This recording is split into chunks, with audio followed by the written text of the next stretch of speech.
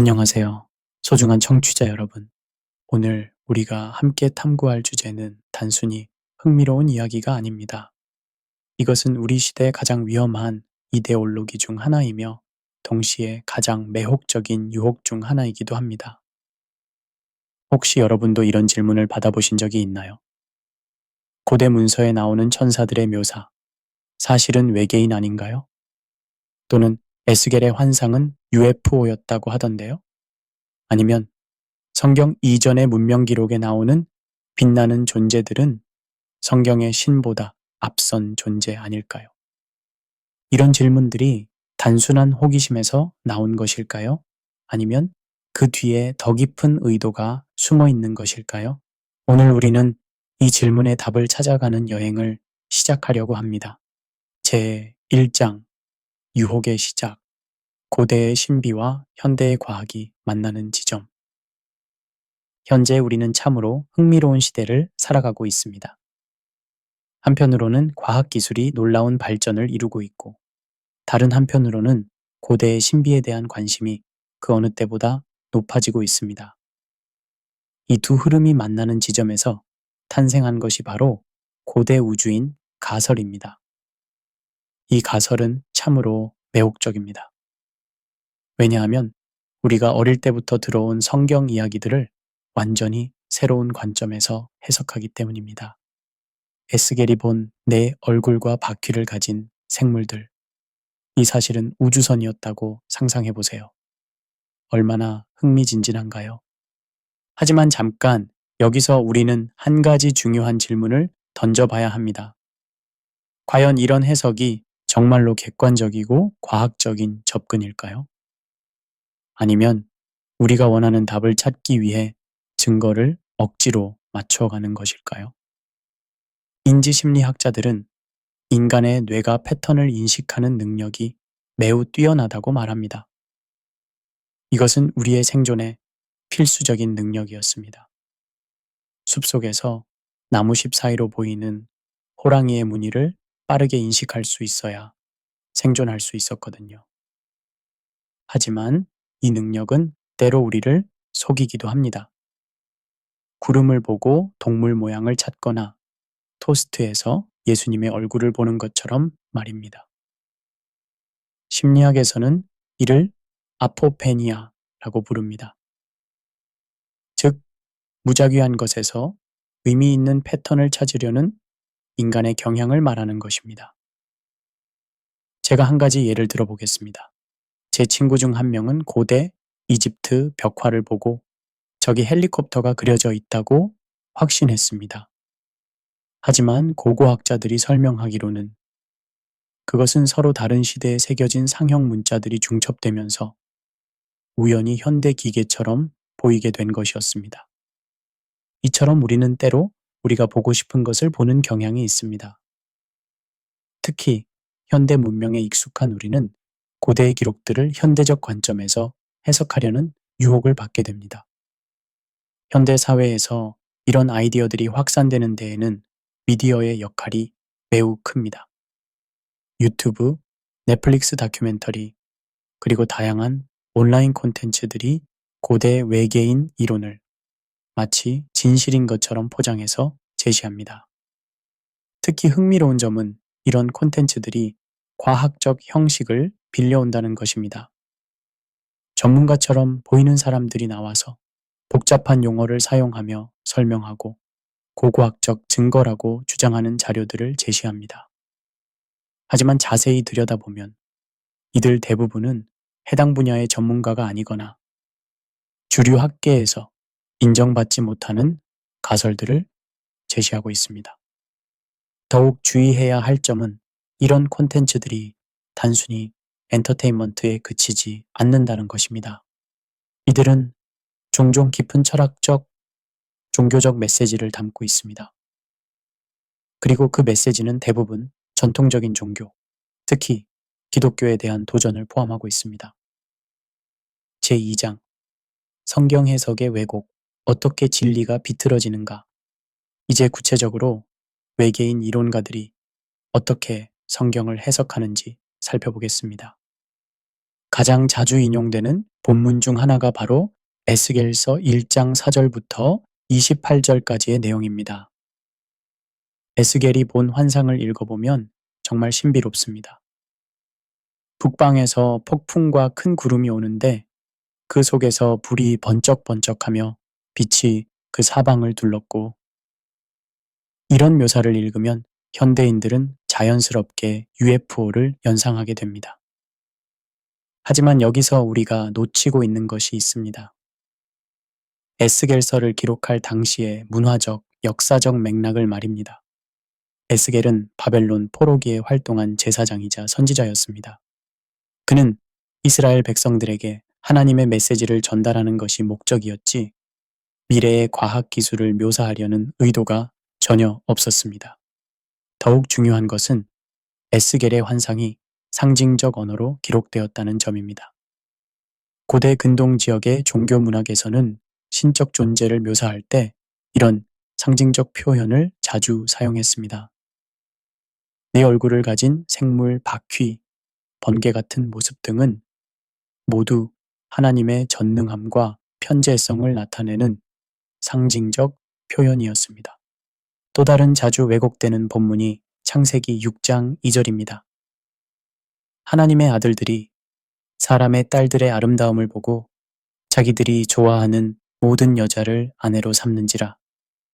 외계인 이론가들은 이 하나님의 아들들을 외계 생명체로 해석합니다. 그리고 그들과 인간 여성들 사이에서 태어난 네피림을 하이브리드 종족이라고 주장합니다. 얼마나 SF 영화 같은 이야기인가요?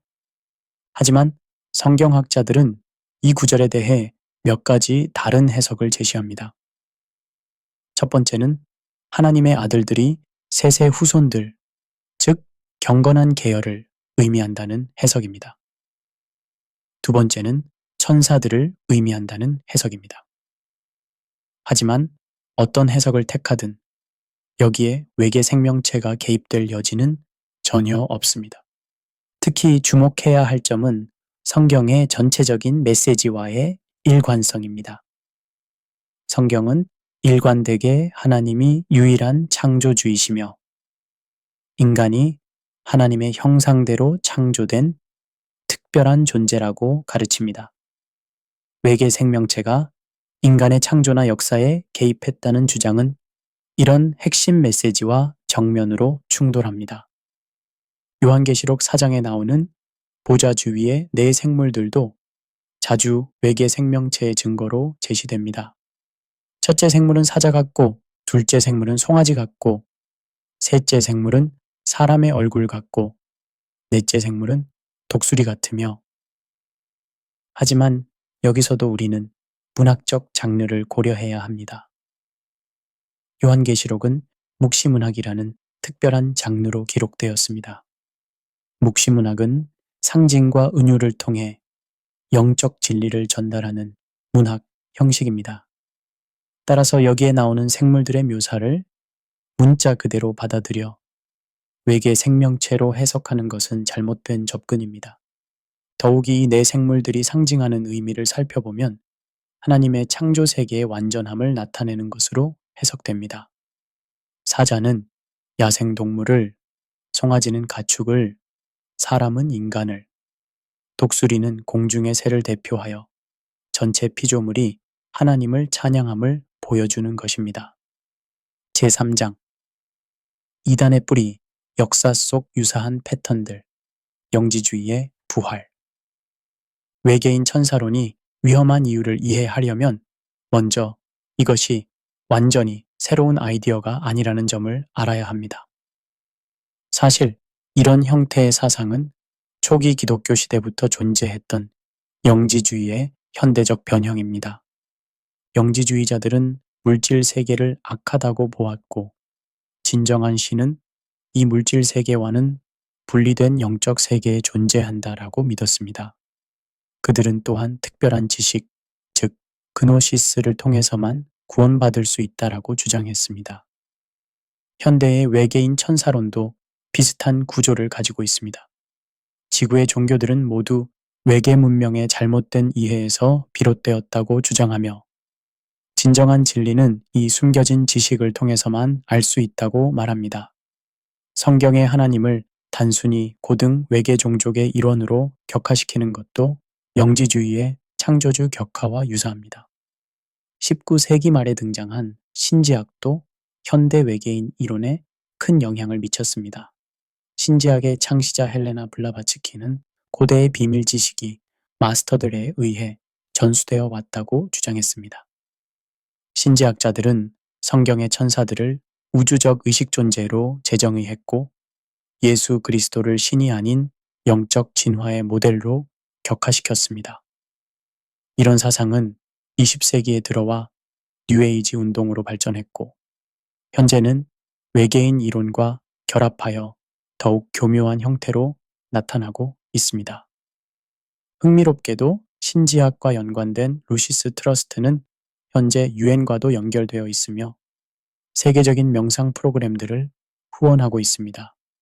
이것은 이런 사상이 단순히 개인적인 믿음에 그치지 않고 국제적인 영향력을 행사하고 있음을 보여줍니다. 현대사회에서 이런 이론들이 힘을 얻는 또 다른 이유는 과학주의 때문입니다. 과학주의란 과학이 모든 문제의 답을 제공할 수 있다고 믿는 이데올로기입니다. 많은 현대인들이 과학을 통해 모든 것을 설명하려고 합니다. 그래서 성경의 기적들도 고대 외계 기술로 설명하려고 하는 것입니다. 하지만 이것은 진정한 과학적 태도가 아닙니다. 진정한 과학은 겸손히 자신의 한계를 인정하고 증거에 기반해서 결론을 내립니다. 외계인 천사로는 과학적인 척하지만 실제로는 검증 가능한 증거가 전혀 없습니다. 오히려 이들은 결론을 먼저 정해놓고 거기에 맞는 증거들을 찾아내려고 합니다. 이것은 유사과학의 전형적인 특징입니다. 제4장 실제 사례들 이론이 종교가 될 때의 위험성.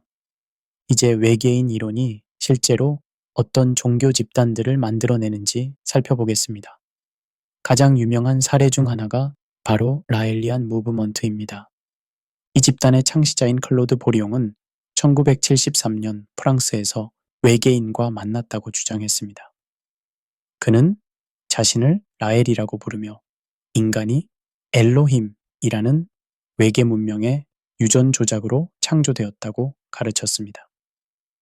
여기서 엘로힘은 창세기에 나오는 하나님의 히브리어 명칭을 따온 것입니다. 라엘리안들은 성경의 모든 기적들을 외계 기술로 설명합니다.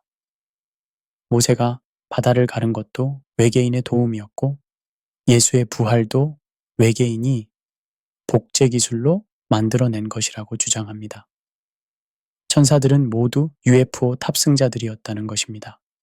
하지만 이 집단의 실상을 들여다보면 매우 충격적입니다. 이들은 자유로운 성관계를 장려하며 여성 신도들이 남성 지도자들에게 성적으로 복종해야 한다고 가르칩니다. 또한 인간 복제를 통해 영생을 얻을 수 있다고 주장하며 실제로 복제 실험을 시도했다고 발표하기도 했습니다. 이것이 바로 외계인 천사론이 극단으로 치달았을 때의 모습입니다. 겉으로는 과학적이고 진보적인 것처럼 보이지만 실제로는 인간의 존엄성을 파괴하고 도덕성을 해체하는 결과를 낳습니다. 히스토리 채널에서 방영되는 Ancient Aliens 시리즈는 전 세계적으로 엄청난 인기를 끌고 있습니다. 이 프로그램은 인류 역사의 모든 신비로운 사건들을 외계인의 개입으로 설명하려고 합니다. 프로그램의 진행자들은 매우 그럴듯하게 이야기를 풀어갑니다. 피라미드는 어떻게 건설되었을까요? 외계인이 도와줬습니다. 고대 문명들이 어떻게 그렇게 정교한 천문학 지식을 가졌을까요? 외계인이 가르쳐 줬습니다. 모든 종교의 신들은 사실 외계인이었습니다. 하지만 이 프로그램의 가장 위험한 점은 고대 문명의 성취를 평가절하한다는 것입니다. 인간은 스스로는 아무것도 할 수 없는 존재이고 모든 위대한 업적은 외계인의 도움 없이는 불가능했다는 메시지를 전달합니다. 더욱 심각한 것은 이런 관점이 성경의 핵심 메시지와 정면으로 충돌한다는 점입니다. 성경은 인간이 하나님의 형상대로 창조된 존귀한 존재라고 가르칩니다.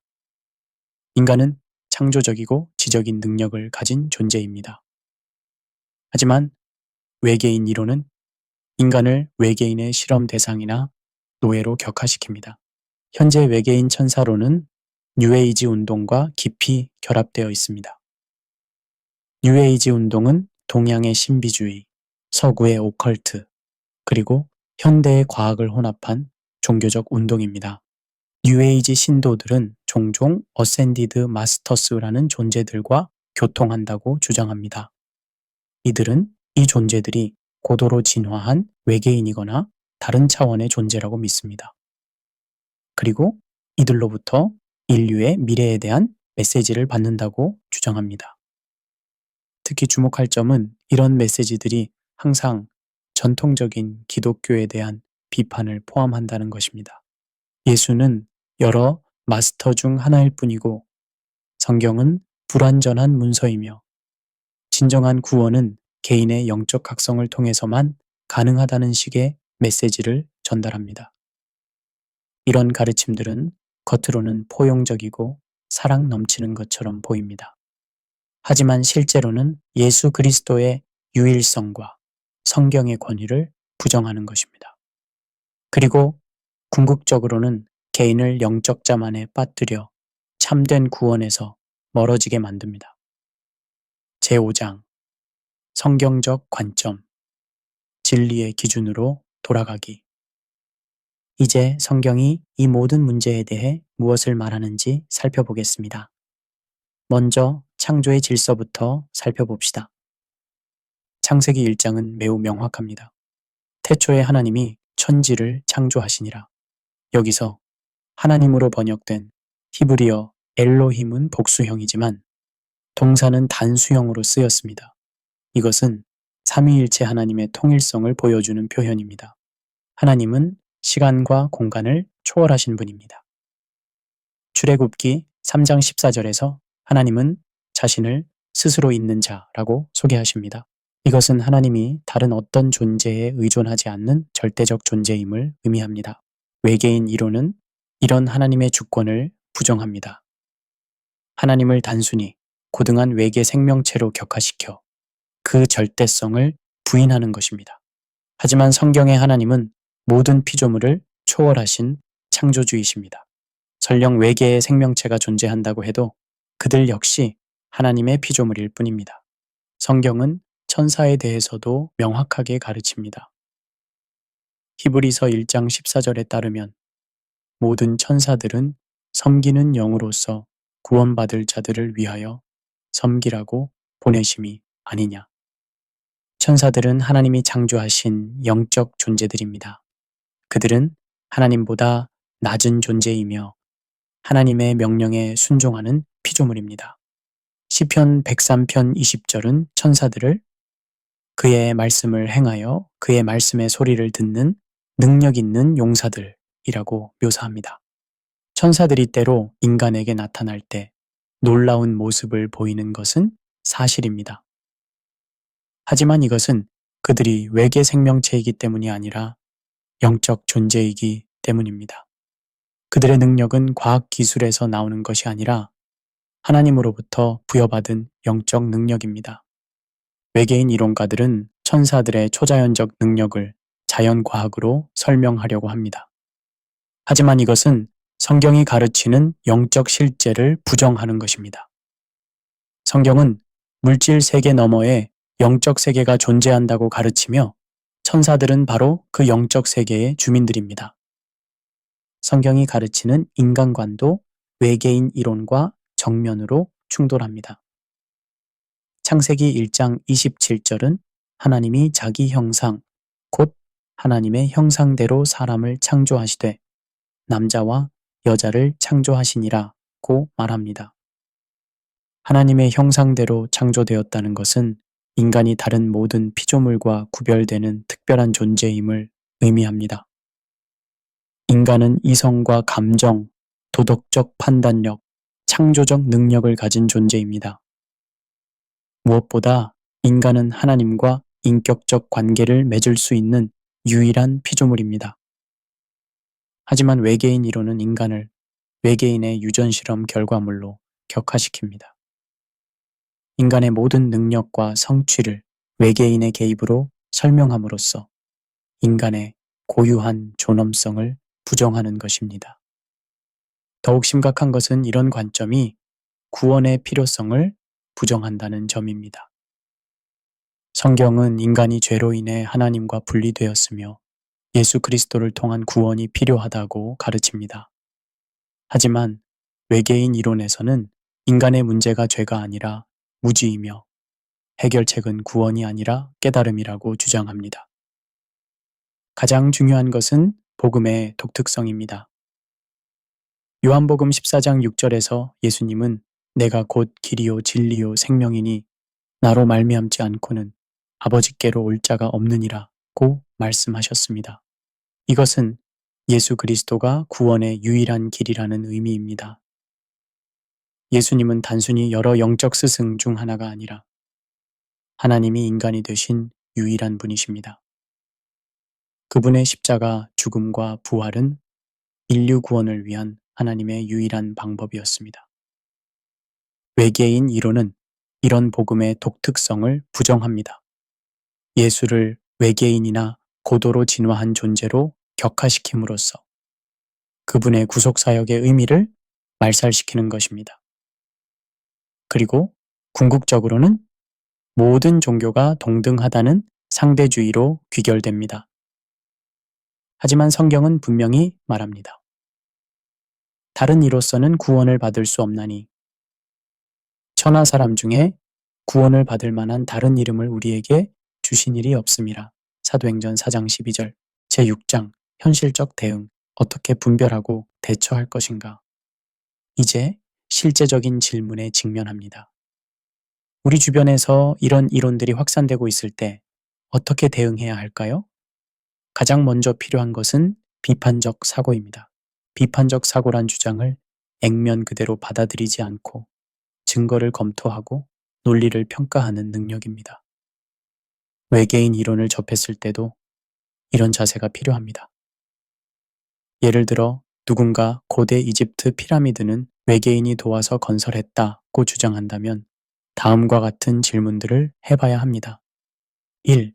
피라미드 건설에 대한 고고학적 증거는 무엇인가? 2. 당시 이집트인들의 기술 수준은 어느 정도였는가? 3. 외계인 개입을 증명하는 직접적인 증거가 있는가? 그리고 4. 이 주장을 하는 사람의 전문성은 무엇인가? 대부분의 경우 이런 질문들을 해보면 외계인 이론의 허약함이 드러납니다. 고고학자들은 피라미드가 어떻게 건설되었는지에 대한 상당한 증거를 가지고 있습니다.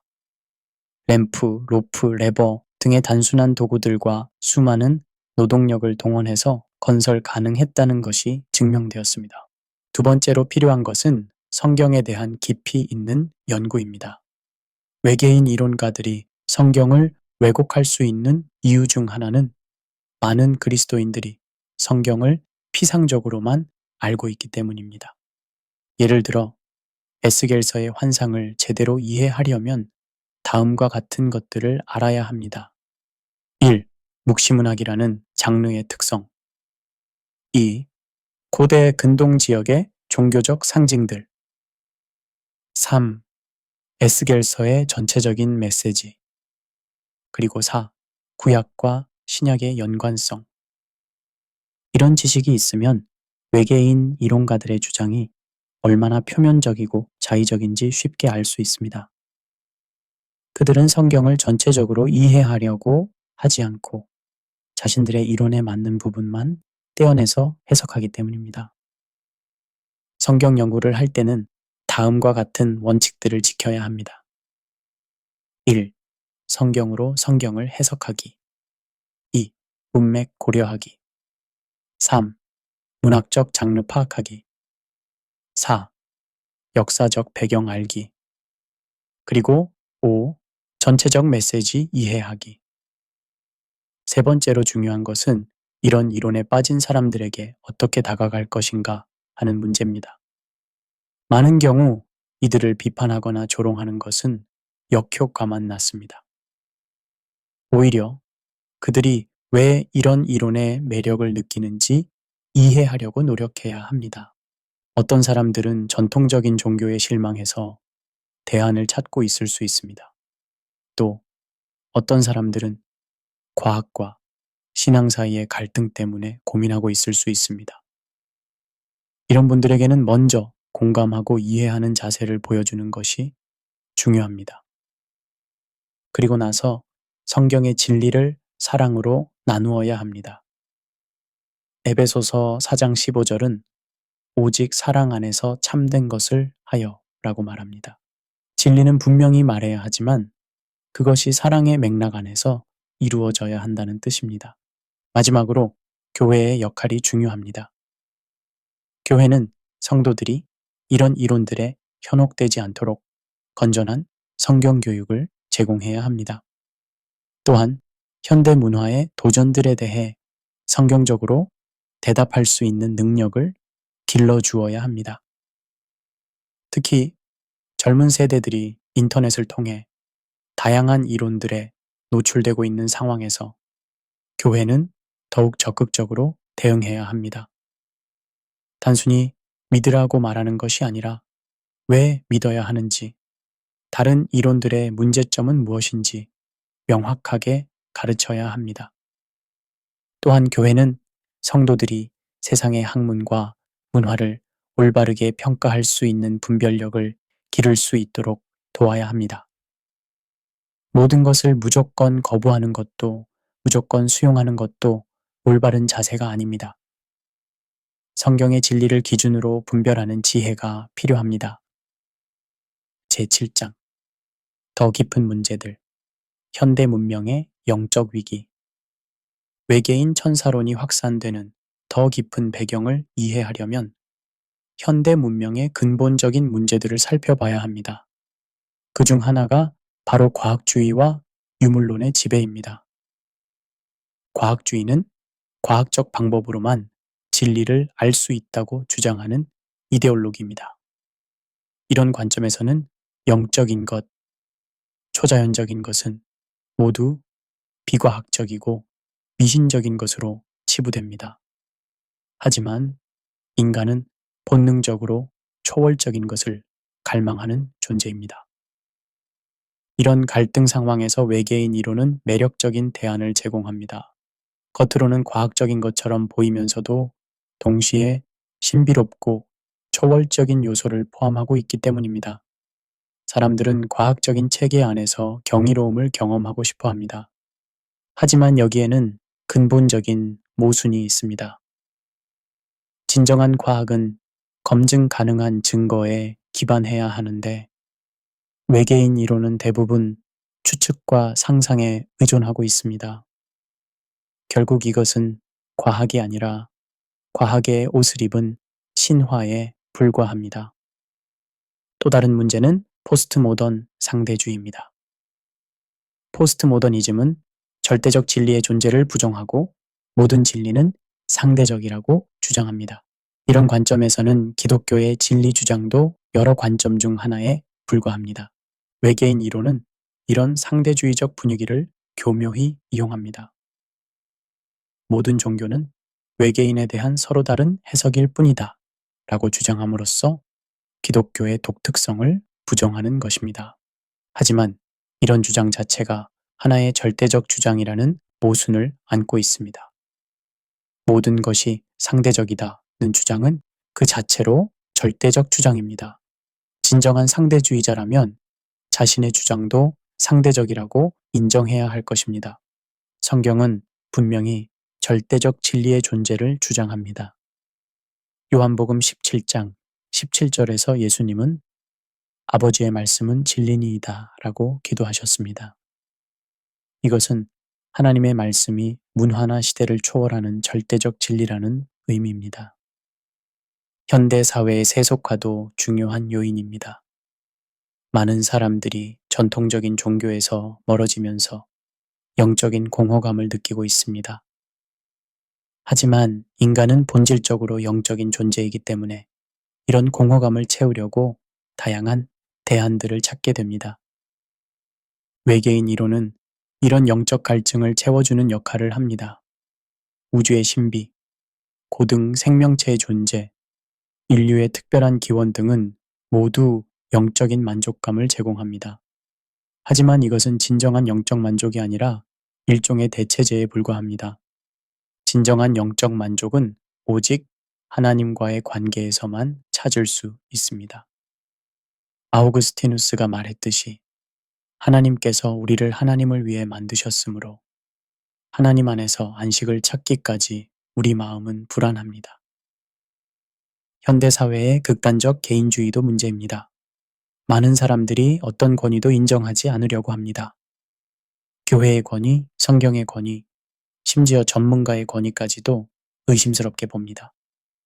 이런 분위기에서 외계인 이론은 매력적입니다. 왜냐하면 기존의 모든 권위를 뒤집어버리고 개인이 직접 진실을 발견했다는 느낌을 주기 때문입니다. 교회에서는 가르쳐주지 않는 숨겨진 진실을 내가 알고 있다는 우월감을 제공하는 것입니다. 하지만 이것은 교만의 한 형태입니다. 하나님은 교만한 자를 물리치시고 겸손한 자에게 은혜를 주십니다. 진정한 지혜는 우리의 한계를 인정하고 하나님의 계시에 겸손히 순종하는 것입니다. 제8장 성경적 세계관의 회복, 올바른 답을 찾아서 외계인 이론의 유혹에서 벗어나려면 성경적 세계관을 올바르게 이해해야 합니다. 성경적 세계관은 4가지 핵심 개념으로 요약할 수 있습니다. 창조, 타락, 구속, 회복. 첫째, 창조입니다. 하나님이 무에서 유를 창조하셨습니다. 이것은 단순히 물질이 우연히 조합되어 생명이 탄생했다는 진화론적 관점과 정면으로 대립합니다.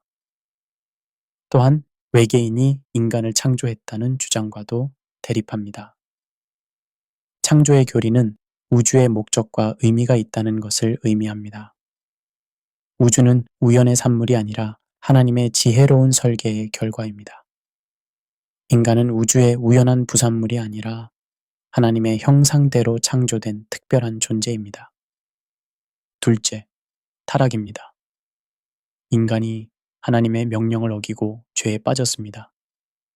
이로 인해 인간과 하나님 사이에 단절이 생겼고 인간의 본성이 부패하게 되었습니다. 세상의 모든 문제는 궁극적으로 이 죄의 문제에서 비롯됩니다. 타락의 교리는 인간의 문제가 무지나 미발달이 아니라 죄라는 도덕적 문제임을 보여줍니다. 따라서 해결책도 교육이나 기술 발전이 아니라 죄의 용서와 새로운 본성의 회복이어야 합니다. 셋째, 구속입니다. 하나님이 예수 그리스도를 통해 인간을 구원하셨습니다. 예수님이 십자가에서 우리의 죄를 대속하시고 부활을 통해 죽음을 이기셨습니다. 이것은 인류 역사상 유일무이한 사건입니다. 구속의 교리는 구원이 인간의 노력이 아니라 하나님의 은혜로 이루어진다는 것을 보여줍니다. 외계인의 도움이나 개인의 깨달음이 아니라 오직 예수 그리스도를 통해서만 구원받을 수 있습니다. 넷째, 회복입니다. 하나님이 장차 새 하늘과 새 땅을 창조하셔서 모든 것을 완전하게 회복하실 것입니다. 이것은 우리에게 궁극적인 소망을 제공합니다. 회복의 교리는 역사가 무의미한 순환이 아니라 하나님의 목적을 향해 나아가고 있다는 것을 보여줍니다. 외계인이 와서 인류를 구원할 필요도 없고 인간이 스스로 완벽한 문명을 건설할 필요도 없습니다. 하나님이 모든 것을 완성하실 것입니다. 많은 사람들이 과학과 신앙이 갈등한다고 생각합니다. 하지만 올바르게 이해하면 과학과 신앙은 조화를 이룰 수 있습니다.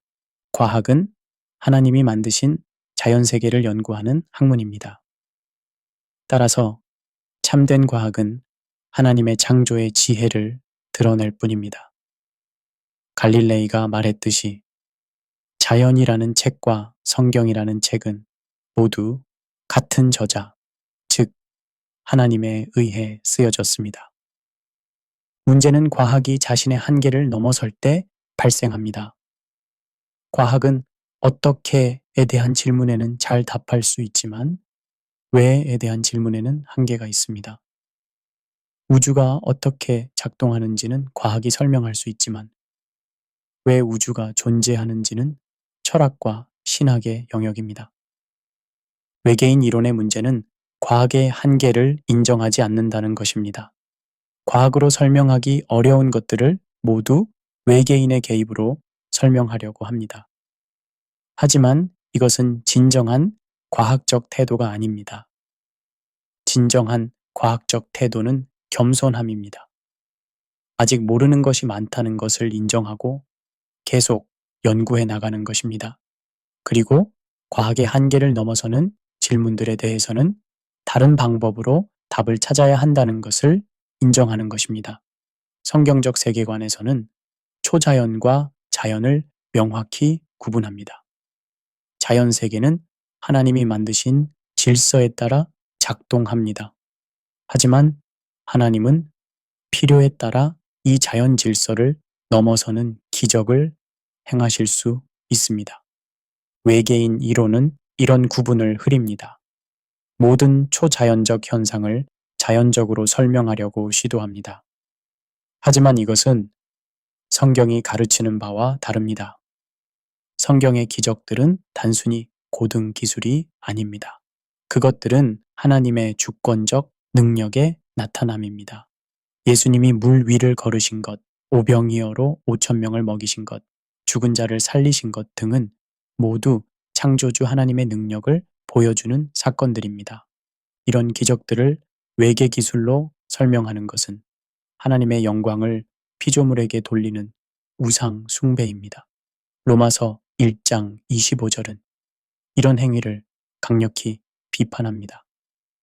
이는 그들이 하나님의 진리를 거짓 것으로 바꾸어 피조물을 조물주보다 더 경배하고 섬김이라. 성경적 세계관은 역사에 명확한 의미와 목적이 있다고 가르칩니다. 역사는 무의미한 반복이나 우연의 연속이 아니라 하나님의 구속 계획이 펼쳐지는 무대입니다. 구약 시대는 메시아를 준비하는 시대였고 신약 시대는 메시아의 초림과 재림 사이의 시대입니다. 교회는 이 시대에 복음을 전파하는 사명을 받았습니다. 그리고 최종적으로 예수님이 재림하셔서 모든 것을 완성하실 것입니다. 외계인 이론은 이런 역사관을 부정합니다. 역사를 외계인과 인간의 상호작용으로 설명하며 하나님의 구속사적 계획을 무시합니다. 하지만 성경은 분명히 말합니다. 역사의 주인은 하나님이시며 모든 것이 그분의 계획대로 진행되고 있습니다. 에필로그, 진리 안에서 자유를 찾아. 우리는 오늘 외계 생명체가 성경의 천사라는 주장이 왜 위험한지 그리고 어떻게 대응해야 하는지 살펴보았습니다. 이 문제는 단순히 학술적 논쟁이 아닙니다. 이것은 우리 시대의 영적 전쟁입니다. 사탄은 항상 하나님의 진리를 왜곡하려고 시도해왔고 외계인 이론은 그의 최신 전략 중 하나입니다. 하지만 우리는 두려워할 필요가 없습니다. 예수님께서 요한복음 8장 32절에서 말씀하셨습니다. 진리를 알지니 진리가 너희를 자유롭게 하리라. 진리를 알고 있는 우리는 어떤 거짓된 이론에도 흔들리지 않을 수 있습니다. 그렇다면 우리는 어떻게 살아야 할까요? 첫째, 성경을 더욱 깊이 연구해야 합니다. 피상적인 지식으로는 교묘한 거짓을 분별할 수 없습니다. 하나님의 말씀에 깊이 뿌리 내린 사람만이 흔들리지 않을 수 있습니다. 둘째, 비판적 사고 능력을 기르되 겸손한 마음을 유지해야 합니다. 모든 것을 의심하되 하나님의 계시에는 겸손히 순종해야 합니다. 이것이 참된 지혜의 시작입니다. 셋째, 사랑으로 진리를 나누어야 합니다. 거짓된 이론에 빠진 사람들을 정죄하거나 조롱하지 말고 사랑으로 진리를 나누어야 합니다. 우리의 목표는 논쟁에서 이기는 것이 아니라 영혼을 구원하는 것입니다. 넷째, 교회 공동체와 함께 성장해야 합니다. 개인의 힘만으로는 모든 거짓을 분별하기 어렵습니다. 교회 공동체 안에서 서로 권면하고 격려하며 함께 성장해야 합니다. 마지막으로 우리의 궁극적 소망을 기억해야 합니다. 이 세상의 모든 혼란과 거짓에도 불구하고 하나님의 계획은 반드시 성취될 것입니다. 예수님이 재림하실 것이고 새 하늘과 새 땅이 임할 것입니다. 그날에는 모든 거짓이 드러날 것이고 모든 진리가 밝혀질 것입니다. 외계인 이론도 다른 모든 거짓 이론들도 하나님의 영광 앞에서 사라질 것입니다. 요한계시록 21장 5절의 말씀으로 마무리하겠습니다. 보좌에 앉으신 이가 이르시되 보라 내가 모든 것을 새롭게 하노라 하시고 또 이르시되 이 말은 신실하고 참되니 기록하라 하시고 이것이 우리의 소망입니다. 외계인이 와서 인류를 구원할 필요도 없고 인간이 스스로 완벽한 문명을 건설할 필요도 없습니다. 하나님이 모든 것을 새롭게 하실 것입니다. 그러므로 흔들리지 맙시다. 거짓된 이론들의 유혹에 빠지지 맙시다. 오직 하나님의 진리 안에서 참된 자유와 평안을 찾읍시다. 감사합니다.